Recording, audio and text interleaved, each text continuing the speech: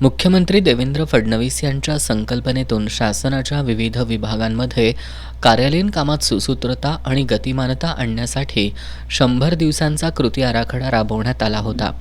या आराखड्यामध्ये शून्य प्रलंबितता, स्वच्छता मोहीम, नागरिकांना द्यायच्या सुविधा या मुद्द्यांवर लक्ष केंद्रित करण्यात आलं होतं. कोल्हापुरातील राजारामपुरी पोलीस ठाण्याचे पोलीस निरीक्षक सुशांत चव्हाण तसेच सर्व अधिकारी कर्मचारी यांनी विशेष परिश्रम घेऊन शासनाने दिलेले मुद्दे नागरिकांच्या तक्रारींचं वेळेत निवारण केले. याशिवाय चारित्र्य पडताळणी, पासपोर्ट, पोलीस ठाणे परिसर स्वच्छता, गुन्हे निर्गतीकरण, मुद्देमाल निर्गती, व्यापारी उद्योजक तसंच सण उत्सवाच्या वेळी तरुण मंडळांच्या बैठका आयोजित करून नागरिकांशी समन्वय साधून उत्कृष्ट कामगिरी केली आहे. पुणे विभागातील कोल्हापूर, सांगली, सातारा तसंच पुणे ग्रामीण, सोलापूर ग्रामीण या 5 जिल्ह्यातून राजारामपुरी पोलिसांनी तृतीय क्रमांक पटकावलाय. त्याबद्दल पोलीस निरीक्षक सुशांत चव्हाण यांच्यासह सर्व अधिकारी आणि कर्मचाऱ्यांचं कौतुक होत आहे.